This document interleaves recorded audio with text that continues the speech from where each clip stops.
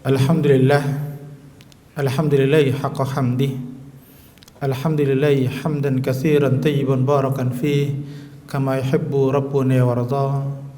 Asyhadu an la ilaha illallah wa asyhadu anna Muhammadan abduhu wa rasuluh.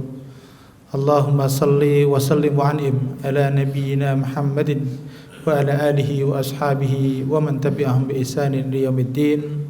Amma ba'd. Faya ayyuhal jamaah Jum'ah rahimakumullah, usikum wa iyaya bitaqwallah faqad fazal muttaqun. Haitsu qala Allah ta'ala fi kitabihil karim, ya ayyuhalladzina amanu taqullaha haqqa tuqatih wa la tamutunna illa wa antum muslimun.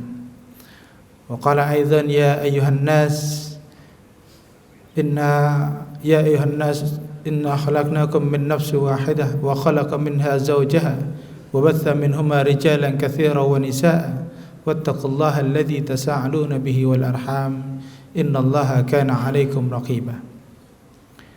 Jamaah Jum'ah rahimakumullah, syukur kepada Allah Subhanahu wa taala, di siang hari ini kita diberikan kelimpahan nikmat untuk bisa melaksanakan ibadah Jum'ah, ibadah yang menjadi kewajiban kita, amanah penciptaan manusia.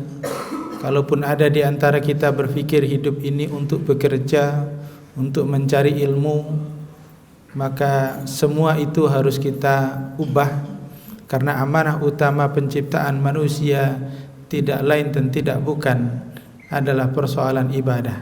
Wa ma khalaqtul jinna wal insa illa liya'budun. Maka kemampuan kita untuk melaksanakan ibadah adalah kesyukuran tertinggi kita, karena kita sudah menunaikan amanah penciptaan yang utama. Salat dan salam tak lupa kita sampaikan pada Nabi besar Muhammad sallallahu alaihi wasallam, seorang nabi yang ummi, yang menuntun umatnya pada kecermerlangan peradaban. Ummi yang bukan hanya bermakna buta huruf, tapi ummi juga bermakna keibuan. Karena sungguh Rasulullah sangat mencintai umatnya lebih dari cinta seorang ibu kepada anaknya. Maka tak boleh kita lewatkan selalu untuk bisa bersolat kepada beliau sallallahu alaihi wasallam. Jamaah Jum'ah rahimakumullah, tak lupa khatib menyampaikan pada khatib pribadi dan kita semua untuk sama-sama meningkatkan ketakwaan kita. Takwa sebenar-benar takwa, haqqa tuqatih. Tapi kalau kita bertanya takwa itu apa, maka memang semua orang bisa berbeda pendapat tentang takwa itu. Maka paling mudah kita kembalikan pada makna takwa, pada persoalan aslinya bahasa takwa itu sendiri, yakni kata al-wiqayah. Apa artinya al-wiqayah? Yakni kehati-hatian. Maka Hudzaifah bin Yaman pernah ditanya oleh Umar bin Khattab, apa itu takwa? Maka Umar kemudian ditanya balik, ya Umar, pernah enggak kau jalan di tengah jalan yang banyak duri? Tentu. Lalu apa yang kau lakukan? Aku akan sangat berhati-hati. Zakat tuqa, itulah takwa. Kemampuan kita untuk memastikan tidak berucap kecuali kebaikan, tidak memandang, mendengar, melaksanakan sesuatu kecuali pada kebaikan, itulah takwa. Jadi takwa bukan sekedar pada persoalan ritualnya saja, tapi kemampuan kita untuk bisa menjaga diri, berhati-hati, zakat tuqa. Jemaah Jum'ah rahimakumullah, kita baru saja melewati Idul Adha dan ini masih hari tasyrik. Maka tak layak kemudian kita membahas hal lain kecuali kita juga mengingatkan kembali tentang apa yang sudah kita lakukan dan sebenarnya kemana tujuan dari apa yang sudah kita lakukan, yakni persoalan an-nahr. Tapi tentu kata an-nahr, berkurban, tidak pada persoalan kurbannya. Pada kesempatan singkat ini mari kita belajar tafsir singkat dari surat terpendek di dalam Quran. Jadi di dalam Quran itu surat terpendeknya ada 3. Ketiga-tiganya panjangnya 3 ayat. yakni surat Al-Asr, surat An-Nasr dan surat Al-Kautsar. Tapi yang paling pendek kalau ditulis ya surat Al-Kautsar. Nah, mari kita lihat secara detail sehingga kita tahu betul hikmahnya kemana. Kalimat inna a'tainakal kautsar, di dalam kitab tafsir surah ini diturunkan ketika Rasulullah bermajlis dengan para sahabat. Ketika bermajlis dengan para sahabat, Rasulullah tiba-tiba kemudian tersenyum, kemudian tertawa. Sehingga ada sahabat yang kemudian tanya kepada Rasulullah, "Ya Rasulullah, kenapa engkau tiba-tiba tertawa?" Maka Rasulullah sampaikan, telah turun kepadaku surah Al-Kautsar. Inna a'tainakal kautsar fasalli lirabbika wanhar inna syani'aka huwal abtar. Kata inna a'tainakal kautsar ini yang membuat Rasulullah tersenyum. Apa maksudnya? Sungguh kami telah memberikan kepada Muhammad nikmat yang banyak, Al-Kautsar. Tentu makna Al-Kautsar punya dua riwayat.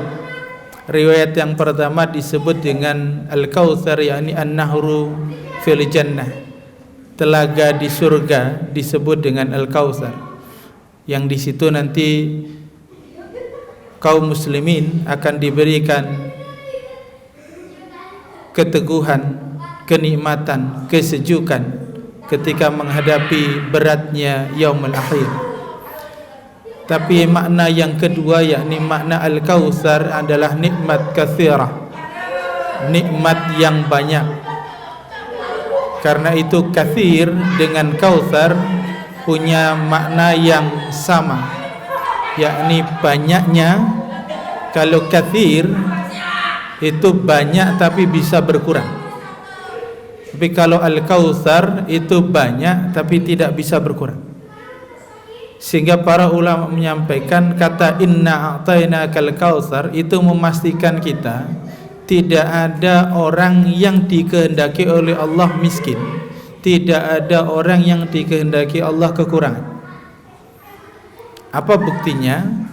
Kita bisa lihat misalnya di surah An-Najm, Allah menyandingkan satu kata dengan kata yang lain dengan sangat tepat untuk menunjukkan bahwa Allah tidak menghendaki umat manusia itu miskin. Allah menyandingkan kalimat innahu huwa ahya'a wa amwata. Sesungguhnya Allah adalah Tuhan yang menghidupkan dan mematikan. Maka kehidupan sandingannya adalah kematian.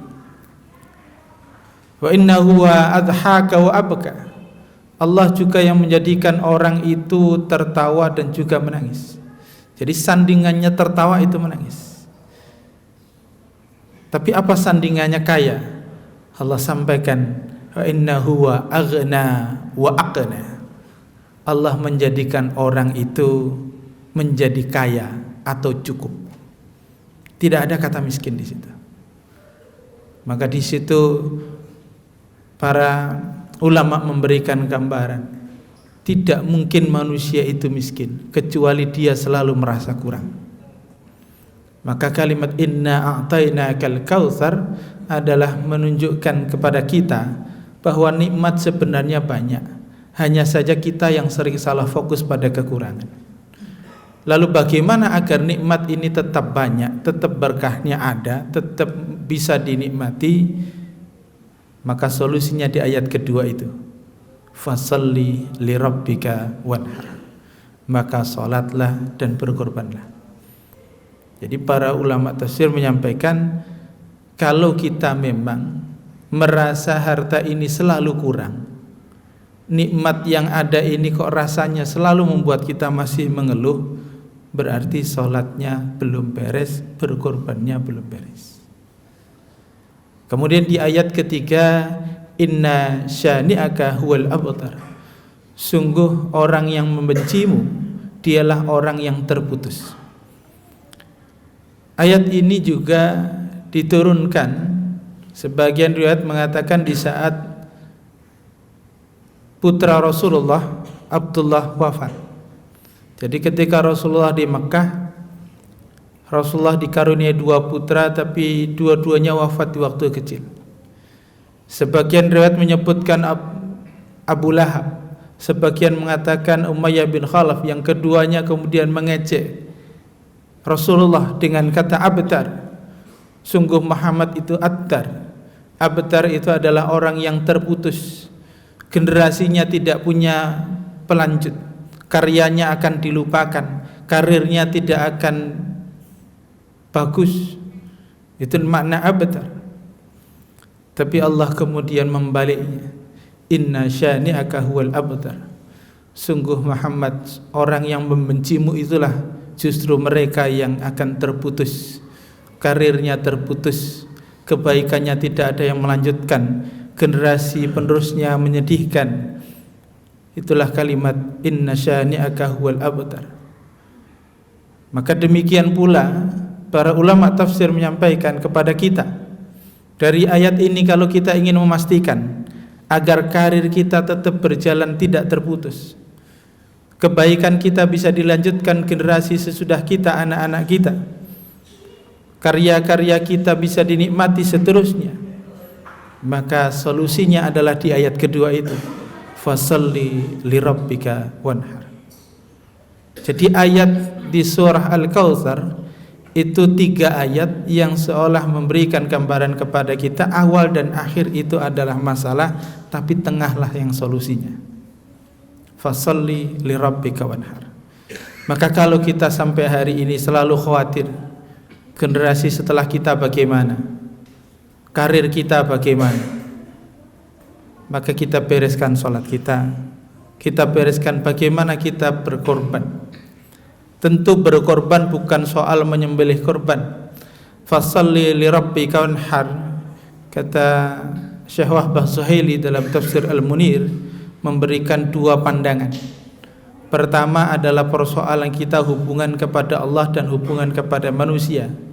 Salat adalah komunikasi kita kepada Allah, wanhar adalah proses kita berkomunikasi sesama manusia, yakni persoalan sedekah.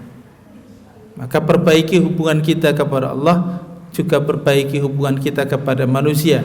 Dengan cara itulah kita inginkan kebaikan yang kita miliki menjadi kebaikan yang besar, dan kebaikan yang kita miliki kebaikan yang bisa dilanjutkan oleh generasi sesudah kita hari ini.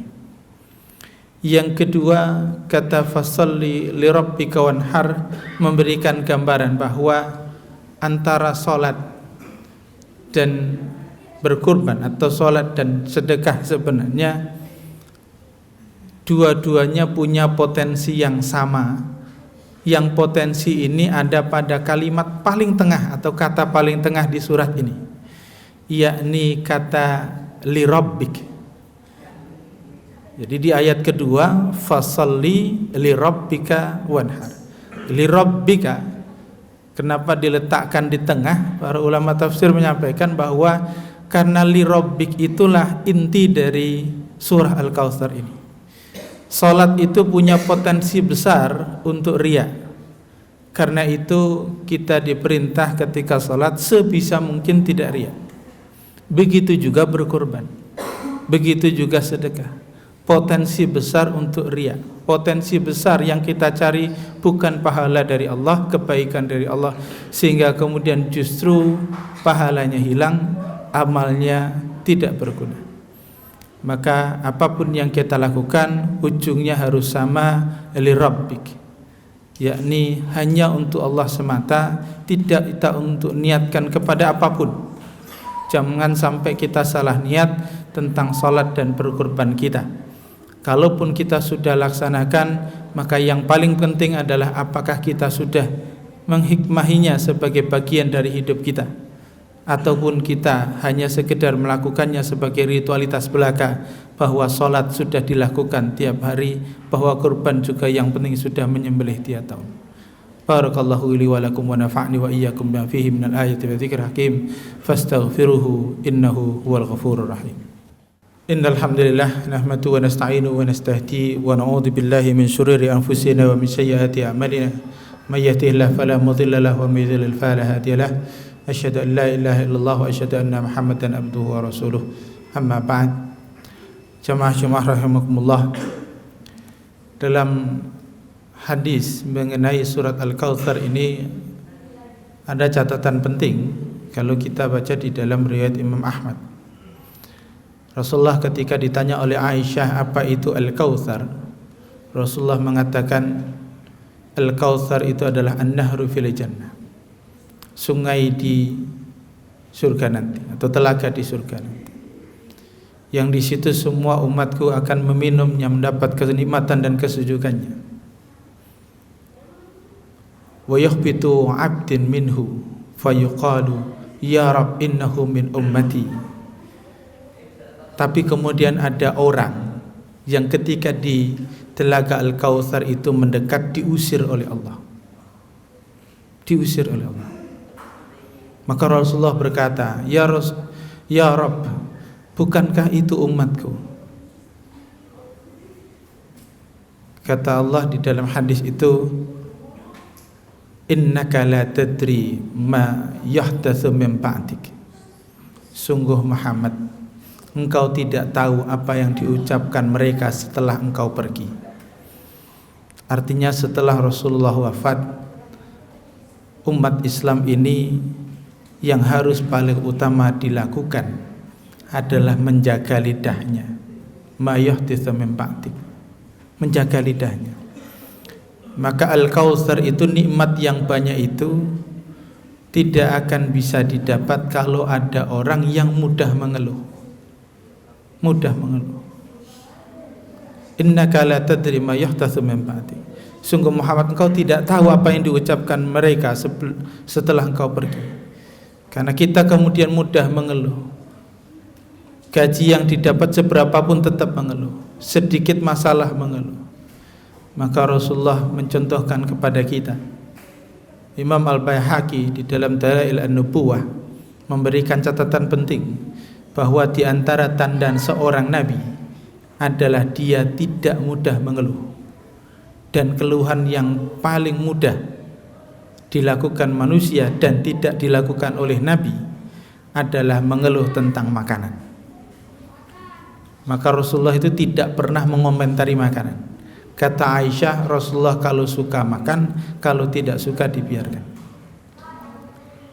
Apa urgensinya bagi kita? Kita kalau menginginkan nikmat yang banyak, maka berhentilah kita fokus pada masalah. Berhentilah kita kemudian mendiskusikan semua masalah, tapi diskusikanlah nikmat itu dan manfaatkanlah nikmat itu, sehingga yang hadir adalah nikmat yang banyak. Itulah yang dimaksud dengan keberkahan. Keberkahan adalah ziyadatul khair, tambahan kebaikan.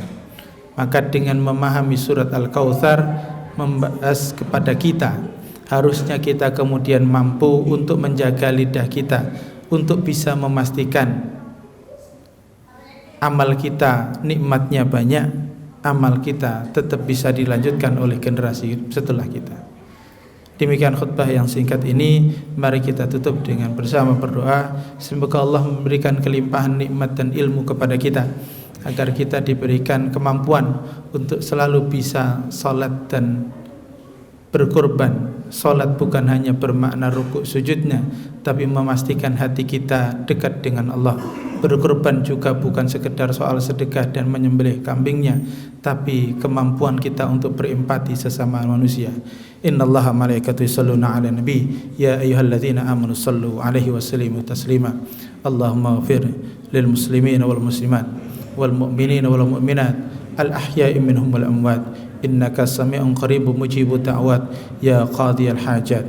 Allahumma arinal haqqa haqqan warzuqna ittiba'ah wa arinal batila batila warzuqna ijtinabah. Allahumma ij'al auladana salihin wa salihatin, alimin wa alimatin, nafi'in wa nafi'atin, najihin wa najihatin, mutaqaddimin wa mutaqaddimatin li ilahi kalimatika ya Allah.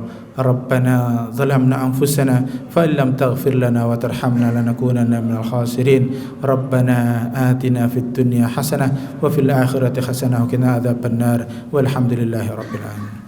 Ibadallah, innallaha ya'murukum bil adli wal ihsan wa ita'i dzil qurba wa yanha 'anil fahsya'i wal munkari wal baghi ya'idzukum la'allakum tadhakkarun wa la dzikrullahi akbar. Aqimus shalah.